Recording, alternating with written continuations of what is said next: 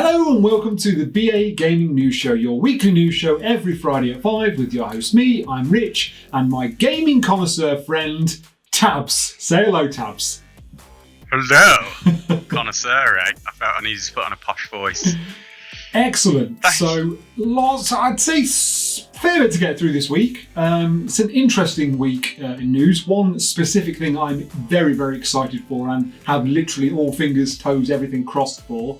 But before Which tops the bill, so we'll get into that early doors, BArcadians. Absolutely, but before we get into that, we will start every week, as we do, with talking about what we've been playing this week. So, Tabs, what have you been playing this week?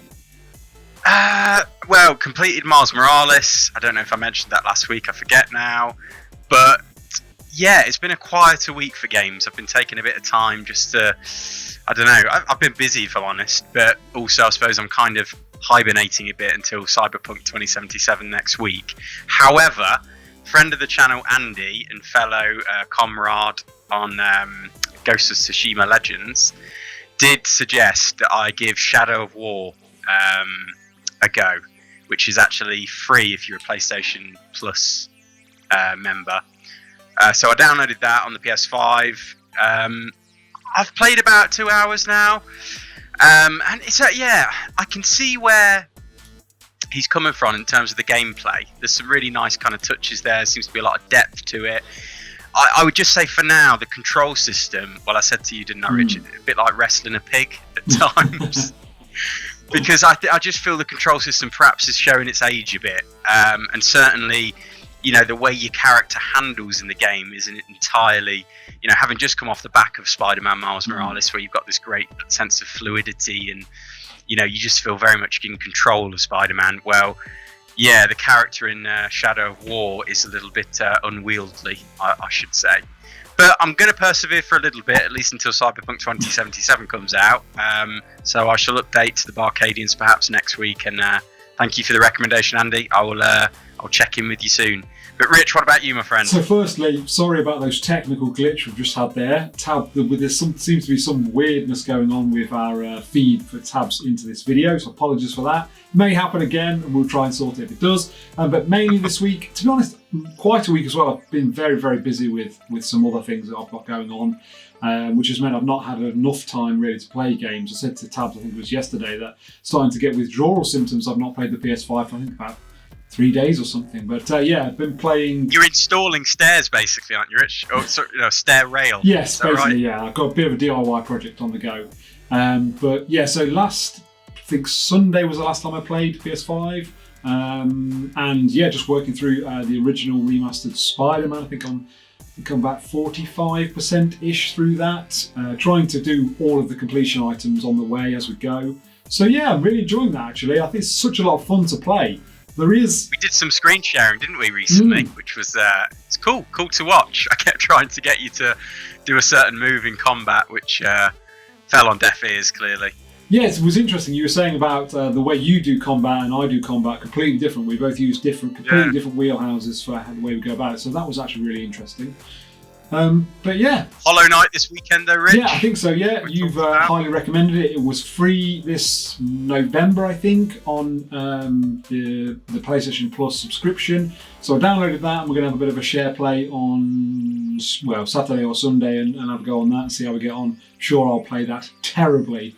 So there we go. It's a very hard game, mate, so there will be a lot of head in hands moments, I've no doubt, but I shall enjoy it. I'm looking forward to it. Anyway, let's do the news. So first up, we have Konami and Kojima rumours are boiling over. And this comes from The Express. The PS5 2021 lineup could be looking very special indeed, with rumours circulating that a Metal Gear Solid remake from Blue Point Games, they're the people behind the recent Demon's Souls remake, will launch next year, as well as a reboot of Hideo Kojima's Silent Hills project. Here's what we know. PS5 fans could be in store for an absolute bumper 2021 with Metal Gear Solid Remake and Hideo Kojima made Silent Hills joining the ranks of Horizon Forbidden West, God of War Ragnarok, Ratchet & Clank Rift Apart, Gran Turismo 7, I'm excited for that, and Returnal and lots more. The latest PS5 games rumour comes courtesy of YouTuber Moore's Law is Dead, who previously correctly predicted that Sony were about to lift the lid on the next God of War game. In a video released online recently, Moore's Law is Dead said both Silent Hills and Metal Gear Solid Remake from Bluepoint Games are penciled in to launch on the PS5 next year, this being 2021. Moore's Law is Dead said Bluepoint Games are making big design choices with the MGS Remake and should be a showcase of what the studio is capable of. Very interesting. But for those who were wondering how Metal Gear Solid Remake should play, it is expected to have similar controls to MGS5, the last game in the series that Hideo Kojima worked on. The YouTuber also said that it's almost entirely confirmed the deal has been worked out for Hideo Kojima to revive his Silent Hills project with the iconic and terrifying PT gave as a taster. And they added that Silent Hills could get unveiled at the Game Awards, which is about a week away, which is taking place next week. So, after my rabbiting on, what do you make of this tab to start off with? Yeah, I think we've heard these rumours bubbling all year, really. Obviously, Aesthetic Gamer, aka Dust Golem, was, I think, at the source of it. Now we've got this kind of second corroboration of those rumours, and seemingly, whether it's just because it's been a slow news week, it's been printed, hasn't it, and publicised in a lot of different publications, some of them fairly big. So I would say, with that weight behind it, it seems almost a shoo-in. Apparently MGS has been worked on for the last 3 years from what I was reading, like in conjunction with Demon Souls. So obviously that's probably very far along, and especially if it is true, it could come out next year. I mean, we were talking a little bit, weren't we, before we went live, that if they do implement the controls that are similar to MGS5, it could really affect quite dramatically the way this plays, because we mentioned Twin Snakes was remade, I think it was the GameCube version of Metal Gear Solid, and there was some criticism because of how easy it made that game play with the kind of updated controls. But it says if they're making big design choices alongside that, well, that tells you perhaps that's purposeful to actually balance the game out, to make it feel modern and refreshed, but also to make sure the challenge is there. And yeah, I'd be very interested to see what Bluepoint do with it. I really do hope they take some risks and they actually try and, you know, almost go in the Resident Evil 2 remake direction, really reinvent it. I don't know if it's going to be done in consultation with Kojima. That's something that I will be very interested in, because, you know, he is the godfather of the series, and therefore I feel like he has to be involved in some way, especially working under Sony. But yeah, let's wait and see. We don't have long to wait, according to this, Game Awards being next week, so hopefully we'll get a reveal and some more information. But what about you, my friend? I know you're excited. Yeah, I mean, obviously, I think I've said a number of times on the channel that the Metal Gear Solid series is one of my favourite of all time, and I really enjoyed the first game. There has been a lot of, and Tab's touched on it there, that the original game, because of the way it was done, it was almost like an isometric viewpoint, and the camera sort of moved with you. I don't think you could turn the camera and stuff, but that made it quite a difficult game, which meant it took a while to play through it. Well, obviously they changed that for Twin Snakes when it was remade on, I believe it was GameCube, and that did make a playthrough like something like 4 hours or something really quick. And I feel like if they do implement an MGS5 style combat system and the way that the menus work and operate, I do think it's going to be a very short game. I do think so, and that will be disappointing, because there's no doubt in my mind this is going to be a £60 game. Am I right in thinking, mate, it was basically the aim down sights mechanic that transformed it? MGS2 came along with that, and I think in Twin Snakes they basically allowed you to aim down sights, and that combined with the tranquilizer gun just made you, you know, you could just basically sprint through it, because you could just find a guard, pop him off, run past it, onto the next scene. This is it. And I think it was a lot more difficult originally to do that, because it was much more, well, almost manual, I suppose. But maybe they will balance that out by not allowing you to have the trank gun. Maybe you've got to do more CQC, like takedowns. I don't know. It'd be interesting to see how they do that. And obviously we've seen what Kojima was able to do with PT. And if he's doing a Silent Hill remake, expect it to be scary as. But he's the right person to make that game. Absolutely the right person to make that game. Everybody wants to see his vision now. PT was such a phenomenon, wasn't it? Yeah. Even that small taster demo and the amount of time that's been put into kind of reverse engineering it, and what went into it. at this point, it's just going to cause so much excitement amongst the gaming industry. I mean, it's a great move by Sony if they've managed to pull this off with Konami. And it bodes well for the future, doesn't it? With the MGS series, perhaps we'll have to wait and see if there's anything after this remake. But exciting times. More widely, I would say, what a year it could be for a PS5 next year. With potentially Gran Turismo 5, new God of War, new Horizon, potentially an MGS remake. I mean, Silent Hills, you would say probably wouldn't fall into next year, but it's going to be a crazy year if all of that. I said to you before we started filming, it makes me think, well, what's going to be the following year? It's going to be almost like, well, there aren't any franchises left to come out the following year.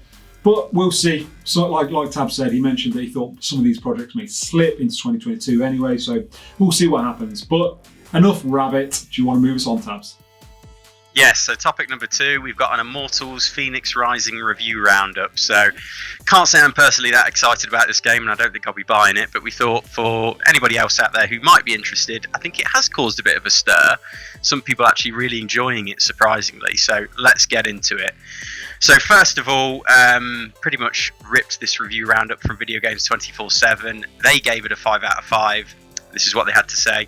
As far as next-gen titles go, Immortals Phoenix Rising is definitely one you should be adding to your list. It's available on almost every platform, sorry, mobile gamers, and looks fantastic on the Xbox Series X, which I got to review it on. Overall, it's a charming, cerebral, and funny time-sink adventure that will really cheer you up and distract you if you're having a quiet, festive season this year. And Rich, can I just ask you to rattle off those scores for other publications? Absolutely. So IGN gave it a 7 out of 10, GameSpot also a 7 out of 10, Push Square 7 out of 10, Nintendo Life 7 out of 10. There's a theme here. VGC gave it a 2 out of 5. The Guardian gave it a 3 out of 5. Game Informer liked it. They gave it a 9 out of 10. And Trusted Reviews get it a 4 out of 5. And then finally, I found this Eurogamer comment, which I felt gave quite a rounded idea as to what you're getting into with this game. But they said, I feel for Immortals a bit. Blame COVID, blame budgets, blame Ubisoft, blame the paradoxically thrifty, endlessly repurposing way the publisher makes all its huge, expansive, generous games. But Immortals never really finds its own voice until the very end. It's a skillful, lovingly made product, but it is unmistakably a product. And the best game in this genre, and the best games in this genre, I should say, all feel like genuine adventures. And I would say that's its biggest problem. I look at it and think, so this should be, the way it's done and stuff and some of its cues, it's very much a next-gen Breath of the Wild. That's how I sort of looked at this. I was really excited about this, but it's felt very flat compared to that. Breath of the Wild is, as this person says, a genuine adventure. You are in it, you are loving it. Whereas this, I don't know. It is very much, I think, an homage to Breath of the Wild in many ways. But I think the company it keeps, it just doesn't live up to the same standards. Yeah. And that's very much captured in that Eurogamer review. So I'm sure if you've got space to play some games this holiday season, then it sounds like there's enough in there to enjoy. But perhaps don't expect it to reach the heights of some of the blockbuster masterpieces we've seen in the genre. Absolutely. Interesting. It's a shame, really, because on the face of it, I think we were both the same when we saw it announced. I think it was at the Ubisoft conference earlier on this year. We both were really excited about this, and it sort of teetered out to the point where I don't fancy it at all now, really. Yeah, I think some of the stuff it says there, and just my issues with Ubisoft games generally. It just they're just looking at it. It feels a little bit like. Doesn't necessarily have its own style. It almost looks a bit Fortnite-y to me. It has that aesthetic, and it just doesn't capture my imagination in the same way as Breath of the Wild did and other games like it. I've got Cyberpunk right around the corner, so for me personally, I think I'm good for the next month.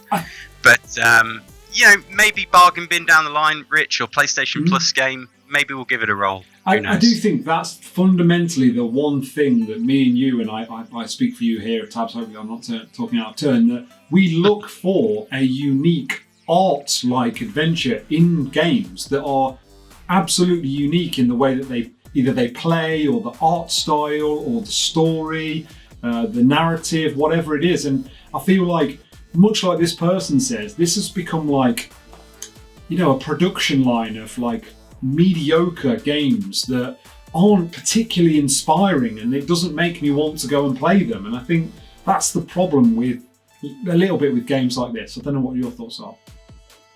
No, I tend to agree. I think they're just, it's a bit generic, isn't it? I've heard that about the puzzles in the game as well. They're very much rote puzzle solving, you know, the typical kind of quest structures we see in video games, and for that reason they just don't set the world on fire.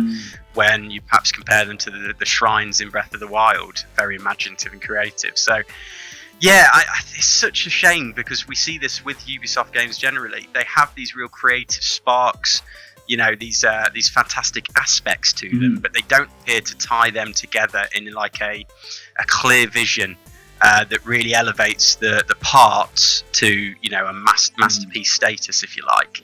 That's my perspective. But BArcadians, by all means, let us know your thoughts in the comments. And can I say, Epic Hedgehog, he's always keen, he's always in the comments for us.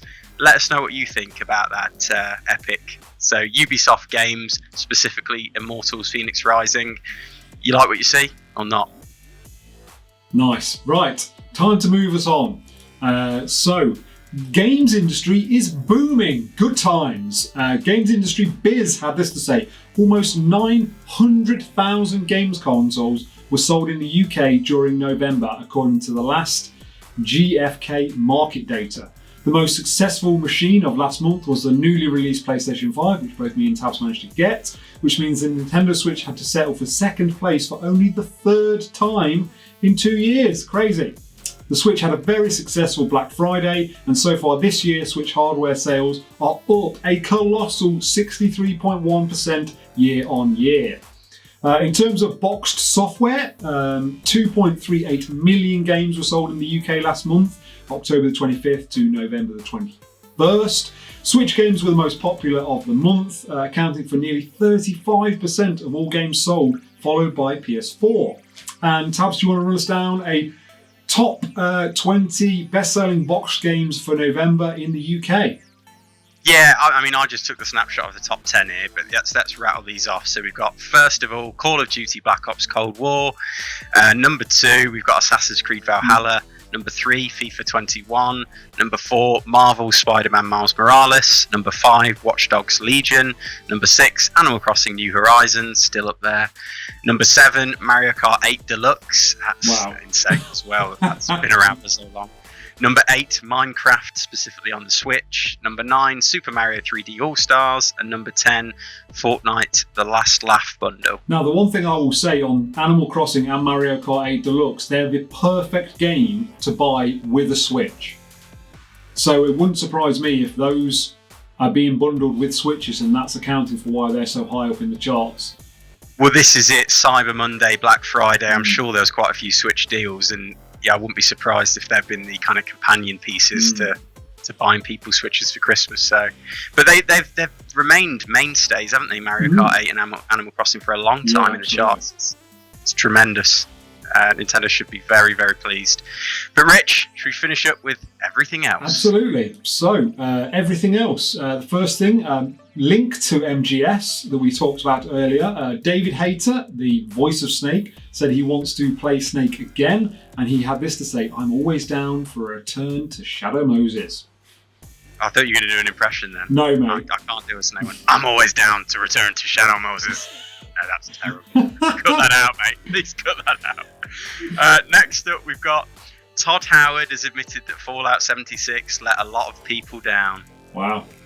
I mean, good on you, Todd, isn't it? He's not wrong, but it's good that he's acknowledged that that is the case. Really good. Growth almost.